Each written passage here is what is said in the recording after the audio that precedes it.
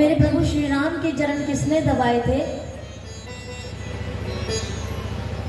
लखन लाल जी ने दबाए थे। मेरे प्रभु श्री राम के लिए तुलसीदास बाबा बताते हैं कि अपने गुरुदेव से पहले ही हमारे प्रभु उठ जाते हैं। देखो, मानस में बहुत अच्छी अच्छी बात बताई है।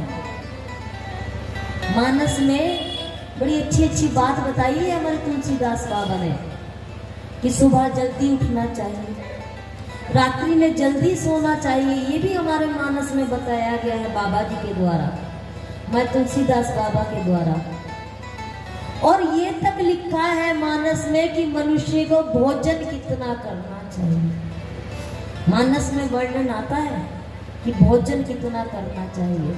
मानस कहती है कि अगर आपसे कोई कहे, महाराज आप भोजन करके आए और आपसे कोई कहे कि भोजन कर लीजिए, आपने एक बार ही मना करा, उसने बोला दोबारा बोला भोजन कर लीजिए, आपने फिर मना करा, उसने तिबारा बोला, तो हम क्या बोलते हैं?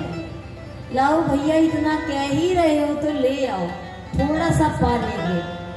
अब थोड़ा सा पाने के चक्कर में आपकी जीविया ने स्वाद मांगा, उसके चक्कर में क्या हुआ, बेचारे पेट खराब हो गया, पेट में इन्फेक्शन हो गया, पेट में जलन हो गई।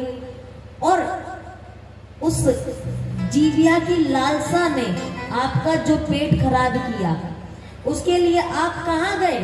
डॉक्टर के पास। डॉक्टर ने आपको क्या कहा? दवाई देनी पड़ेगी।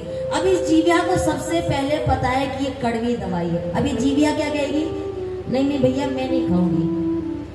चलो पेट खराब था वो तो सही है, पेट खराब के साथ साथ बुखार भी आ गया।